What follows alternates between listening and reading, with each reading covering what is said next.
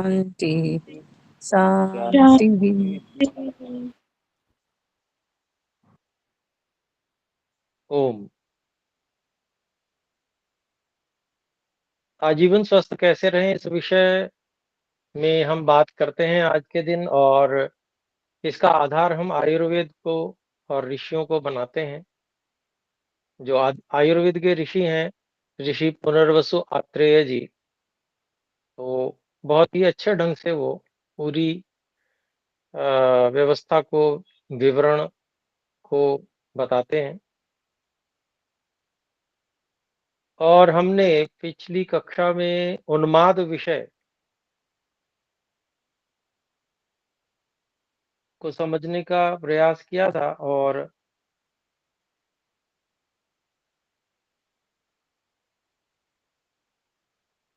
उसके बाद में अपस्मार विषय को भी आरंभ कर दिया था। तो दोनों ही जो रोग हैं वो लगभग एक जैसे हैं।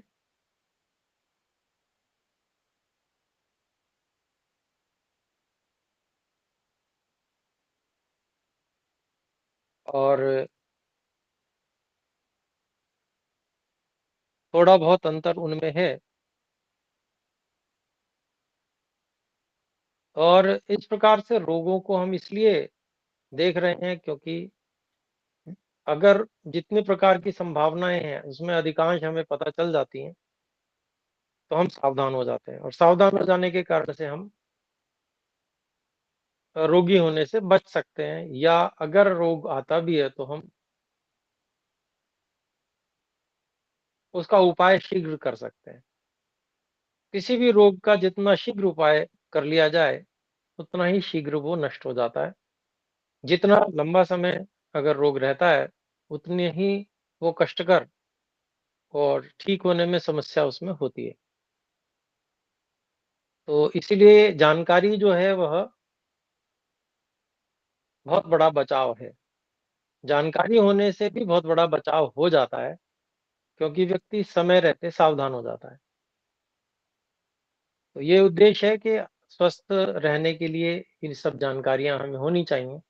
इसलिए ऋषियों की जो बातें हैं, ऋषि जो बता रहे हैं, उनको हम बहुत श्रद्धा पूर्वक, विश्वास पूर्वक और को मानते हुए और उसको समझने का प्रयास कर रहे हैं। तो जहाँ पीछे उन्माद की बात आई थी और अब अपस्मार की बात आ रही है, इन सभी में एक समस्या विशेष, जो कि किसी भी कारण से दोषों का शरीर में अधिक संचित हो जाना अति मात्रा में, और मार्गों को, जो स्रोत हैं बुद्धि तक जाने वाले, उनको अवरुद्ध कर देना। वहां तक यदि जो प्राण है वो सात्विक पहुंचता है तो सब बहुत अच्छा रहता है, अनुकूलता रहती है। और राजसिक प्राण पहुंचता है तो व्यक्ति में क्रोध आदि की संभावनाएं बढ़ती हैं। तामसिक प्राण पहुंचता है बुद्धि में तो मूढ़ता की स्थिति बनती है। और यदि प्राण अवरुद्ध हो जाता है तो, अथवा कहीं का प्राण अवरुद्ध हो गया, कहीं का जो है वो तमोगुण से युक्त है, ऐसा जब स्थिति होती है, या तो बेहोशी हो जाती है या फिर उन्माद की स्थिति या अपस्मार की स्थिति। जैसे अपस्मार में बेहोशी जैसी ही हो जाती है, व्यक्ति को पता नहीं रहता क्या हो रहा है। ये हमने पिछली बार भी चर्चा की थी। और जब होश आता है तो उतना जो बीच का समय है उसको ध्यान नहीं रहता कि क्या हुआ, उसका कुछ हिसाब किताब उसे नहीं पता होता, दूसरे बताते हैं तब पता चलता है। तो ये जो स्थितियां हैं ये बहुत ही हानिकारक हैं व्यक्ति के लिए। ऐसा अपने लोग सभी समझते भी हैं। इसके साथ ही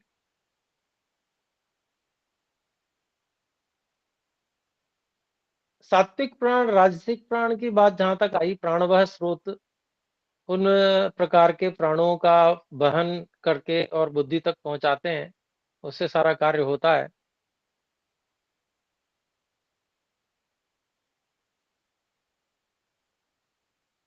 तो जब किसी इंद्रिय का वेग होता है, इंद्रिय विशेष का वेग किसी भोग के लिए होता है, ऐसे समय में भी कुछ स्थिति विचित्र हो जाती है। ऐसी स्थिति में भी व्यक्ति सब कुछ जानता हुआ भी, तत्व ज्ञान के विषय में पूरी जानकारी होती है, लेकिन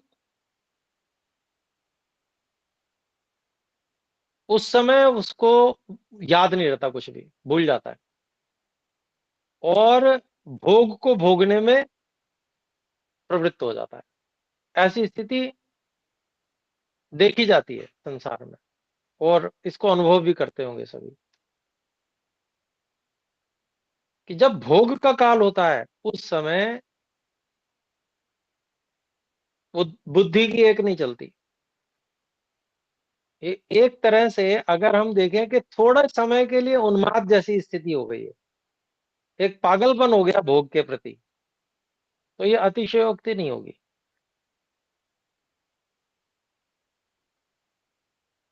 तो इसी जो सारी हमने बातें पढ़ी, उसी में से उसका उपाय भी निकल के आता है कि जो उन्माद का उपाय है वही उपाय इस प्रकार की जो स्थिति कि भोग उपस्थित होने पर, भोगने लगने पर, और ऐसी जो उन्माद की स्थिति बन रही है, इसका भी इलाज होना चाहिए। और इसका अगर इलाज हो जाए तो बहुत सुधर जाए व्यक्ति, और बड़ा आत्मविश्वास आ जाए व्यक्ति के अंदर। ये जो भोगों में पड़ जाना और उसके बाद में ये लगना कि वास्तविकता तो ये थी और मैं कर बैठा, ये इससे बड़ी आत्म ग्लानि होती है व्यक्ति को। एक तरह से बड़ा आत्मविश्वास कम हो जाता है व्यक्ति का पांचों भोगों के प्रति। यही स्थिति है।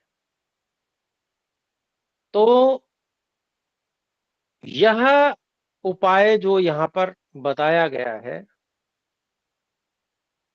कि जिसको, जो व्यक्ति मांस मदिरा आदि का सेवन नहीं करता, अर्थात तामसिक द्रव्यों को नहीं खाता पीता, साथ ही हमने उसमें एक बात और जोड़ी कि जो पाचन शक्ति का भी ध्यान रखता है, जठराग्नि का ध्यान रख के ही भोजन करता है, और जो आंतों की गति है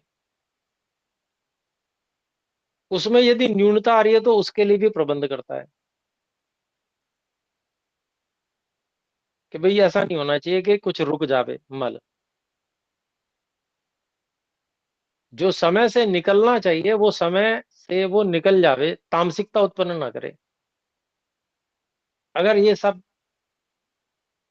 व्यक्ति ध्यान रखता है और अधिकांश समय सात्विकता की स्थिति बनाए रखने में सफल होता है, तो जो ये भोग की स्थिति बनती है, इस पर बहुत सारा नियंत्रण किया जा सकता है। 100% की बात नहीं कहता मैं, 100% तो नियंत्रण होता है, वो भी होता है। वो तो जीवन मुक्त व्यक्ति का होता है। वो तो जो ईश्वर की निरंतर उपासना में रहता है, ईश्वर से निरंतर संबंध रहता है, ईश्वर से सहायता प्राप्त करता है, वो कर पाता है।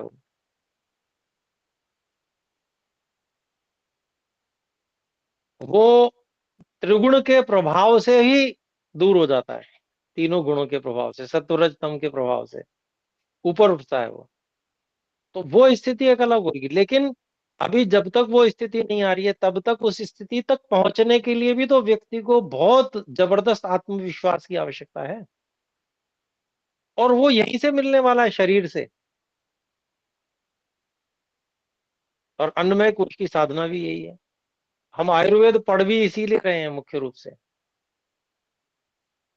केवल शरीर को स्वस्थ रख लेना मात्र, इतना प्रयोजन नहीं है हमारे आयुर्वेद पढ़ने का। हमारा आयुर्वेद पढ़ने का प्रयोजन तो ये है कि हम शरीर के विज्ञान को जानकर अन्नमय कोश को सिद्ध करें और इससे अधिकतम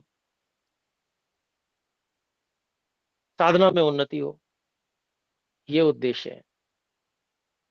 तो इसीलिए हम इस कक्षा में थोड़ी सी हट के, जो सामान्य केवल आयुर्वेद की बात में जो केवल सामान्य स्वास्थ्य की बात करते हैं, उससे ऊपर जाकर कुछ बात भी करते हैं हम यहाँ पर।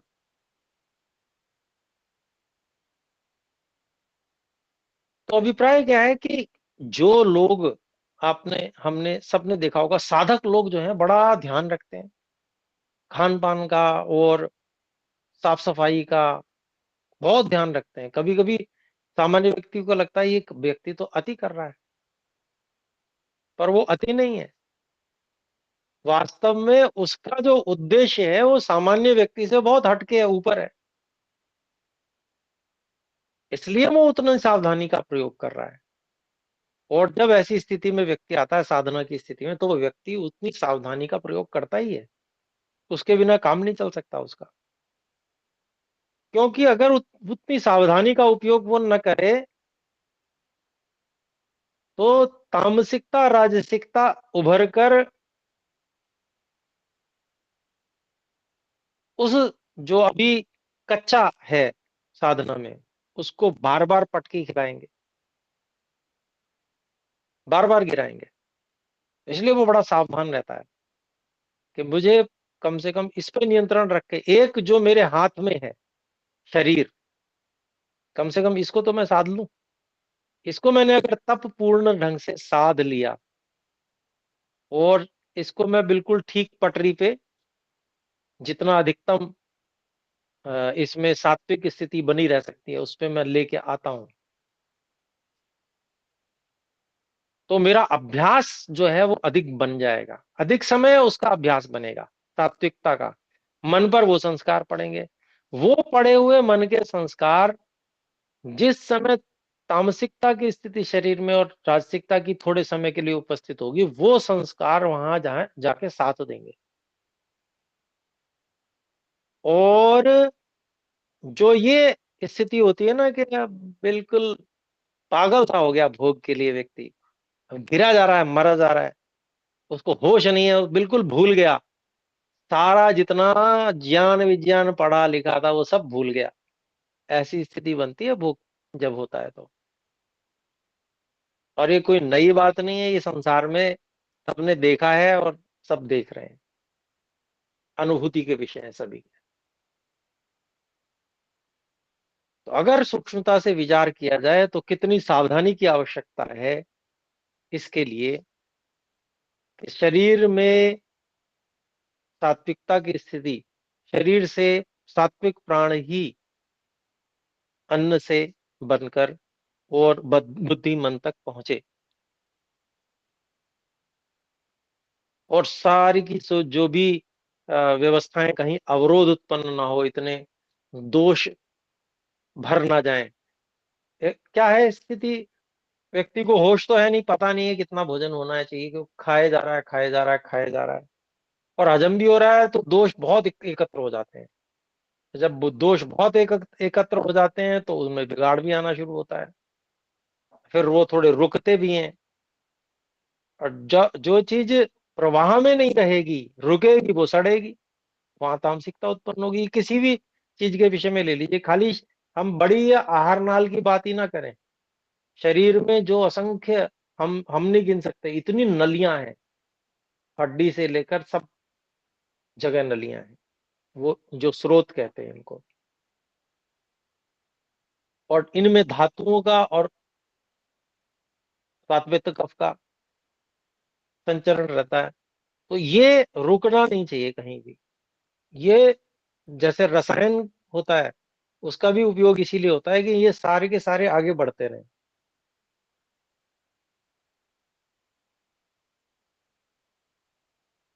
अगर कहीं रुकावट होती है तो वहीं पर समझ लीजिए समस्या उत्पन्न हो जाएगी। जो लोग मोटी बुद्धि के हैं, उनको समझ में आएगी नहीं वो कि क्या समस्या उत्पन्न क्योंकि हो रही है, क्योंकि उनको साधना तो करनी नहीं है। उनको ऐसे ही खाना पीना और मौज करनी है, तो उनको समझ में नहीं आती वो लोग जो साधना कर रहे होते हैं, वो लोग जिनको स्वयं को जितेंद्रिय बनाना होता है, जो चाहते हैं कि मैं जितेंद्रिय बन जाऊं,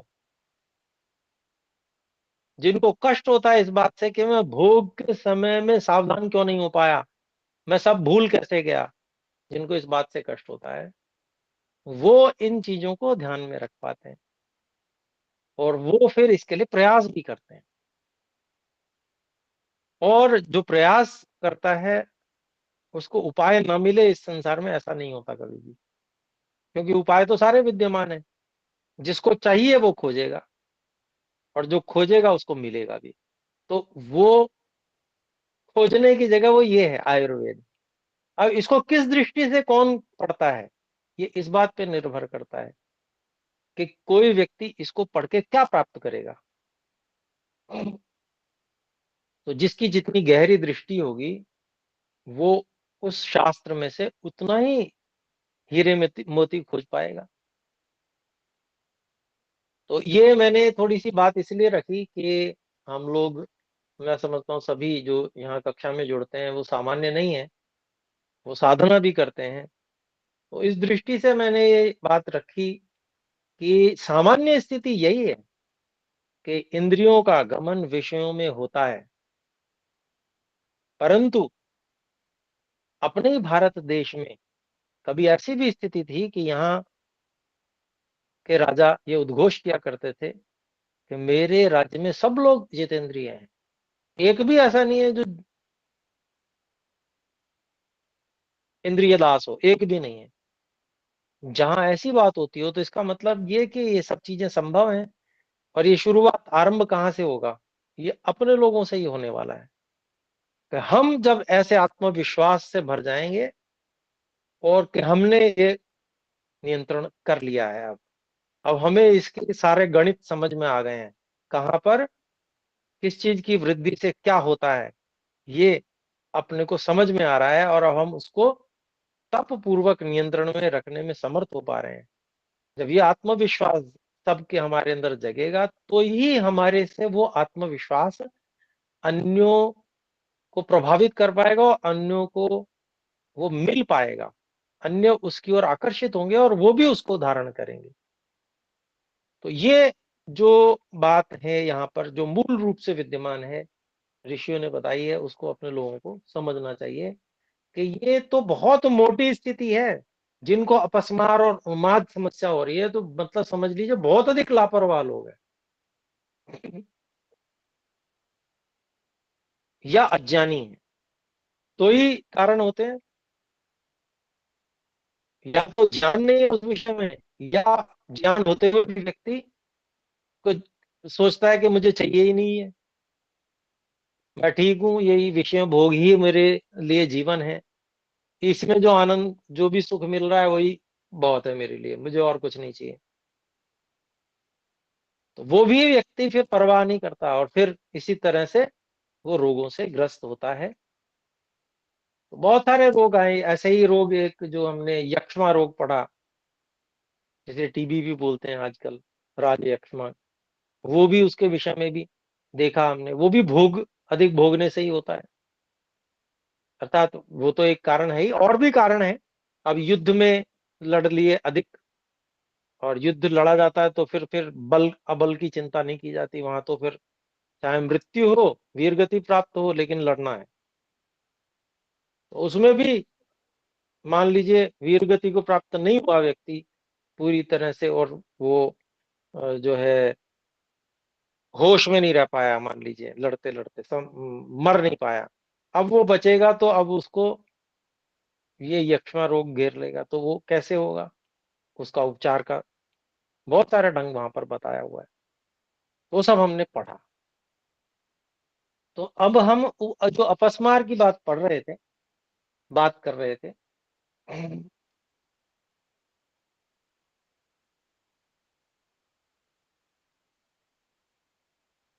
इसमें हमने पंचगव्य घृतम की बात की थी पिछली कक्षा में। और पंचगव्य घृतम जो है वो बहुत ही लाभदायक है। और इसमें बराबर मात्रा में गव्य घृत, गोमय रस, गाय के दूध की खट्टी दही, गाय का दूध, गौमूत्र, ये 5 चीजें,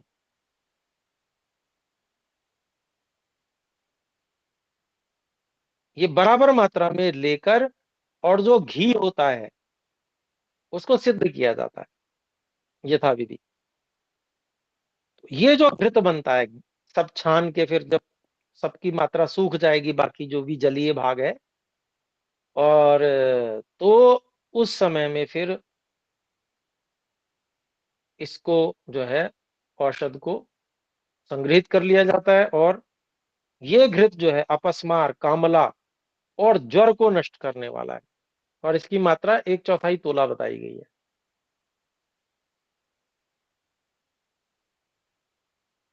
ऐसे ही महापंचगव्य घृत के विषय में भी और बताते हैं। ये इसमें और कुछ औषधियां भी डाली जाती हैं। तो उसी प्रकार से उसमें जो गौ घृत है वो लिया जाता है। ऐसे ही स्वल्प पंचमूल और बृहत पंचमूल, दोनों प्रकार के जो पंचमूल हैं, अर्थात उसकी गिनती हम कर लें तो शाल पर्णी, कृष्णी पर्णी, छोटी कटेरी, बड़े बड़ी कटेरी, गोखरू, ये एक हो गया। फिर दूसरा बिल बिल्वत्वक, हरड़, बहेड़ा, आंवला और हल्दी। इसके अलावा और औषधियां भी, दारू हल्दी, कुटज छाल, सतिबन की छाल, चिरचिटा अपामार्क कहते हैं, उसकी जड़, नीली नीली मूल, कटुकी, अमलतास, गूलर की जड़, पुष्कर मूल, दुरालभा, तो इन सब का काढ़ा कर लेते हैं। तो जितना घी उतना ही काढ़ा बन जाए। फिर गोमय रस लेते हैं, गाय की दूध की खट्टी दही लेते हैं, गाय का दूध लेते हैं और गौमूत्र लेते हैं। वो पहले 5 चीजें थी, अब ये काढ़ा मिल गया इसमें। इन सब का जो है यथाविधि पाक करते हैं। कल के लिए ऊपर से भारंगी, पाड़, पिपली, काली मिर्च, सौंठ, निशोत, निचुल, गज पिप्पली, अरहर की जड़, बुरवा मूल, दंती मूल, चिरायता, चित्रक, अनंत मूल, श्यामालता, रोहिष तृण, कंध तृण, भूति जिसे बोलते हैं, मदयंती, मल्लिका जिसे बोलते हैं, उसके फूल। तो ये जो है कल्क इनका बनाकर और उसी में डाला जाता है और फिर पाक किया जाता है। तो घृत पाक से ये बन जाता है महापंचगव्य घृत। और ये फिर ये अपस्मार की भी औषध है, उन्माद की भी औषध है। इसके अलावा शोथ, उदर रोग, गुल्म, अर्श, पांडु रोग, कामला, भगंदर, इन सब रोगों में अमृत के समान ये लाभकर है। तो ऐसा, और जो कुष्ठ आदि, जो अलक्ष्मी तथा ग्रह जनित रोग हैं और जो चतुर्थक ज्वर है, उन सब में भी बहुत लाभदायक है। और इसकी भी जो मात्रा है वो 1/4 तोले से आधे तोले तक की बताई जाती है।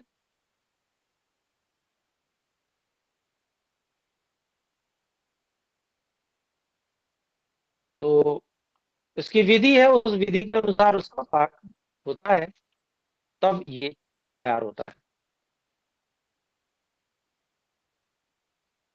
इसके अलावा एक ब्राह्मी घृत भी बताया गया है, क्योंकि ब्राह्मी एक ऐसी विशेष औषध है कि जो मस्तिष्क पर विशेष क्रिया करती है, कार्य करती है। तो उसका जो प्रभाव है मस्तिष्क की ओर जाएगा निश्चित रूप से। तो इसलिए पुराना जो घी इसमें लिया जाता है, पुराना घी लिया जाता है। ब्राह्मी का रस लिया जाता है 4 गुना, जितना घी लेंगे उससे। फिर कल्क के लिए बच, कुष्ठ, शंखपुष्पी, ये सब लेकर और फिर इनका कल्क बनाकर और फिर यथाविधि घृत का पाक करते हैं। और इस घी की भी मात्रा 1/4 तोला बताई गई है। ये घृत भी जो है उन्माद, अलक्ष्मी और अपस्मार, इन रोगों को जीतने में कार्य आता है।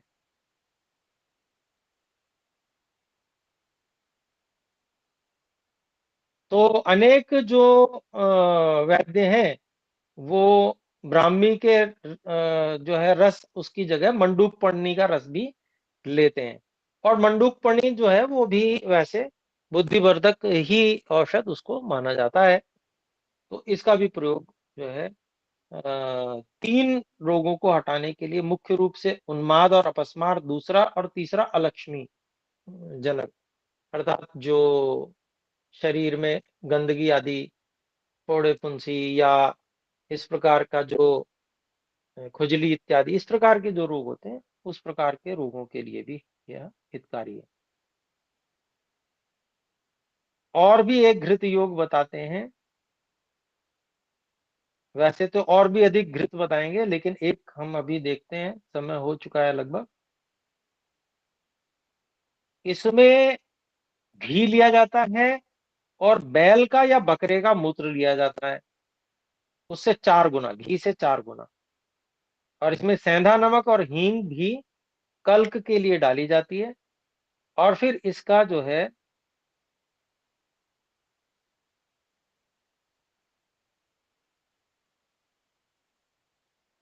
यथाविधि पाक करते हैं।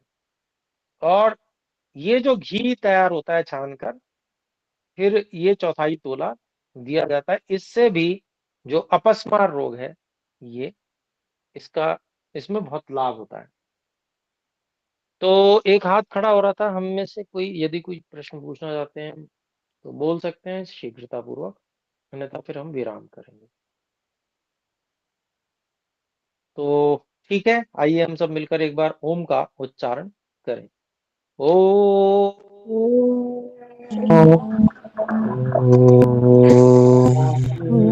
सभी को सादर नमस्ते जी। नमस्ते गुरु जी। नमस्ते आचार्य जी।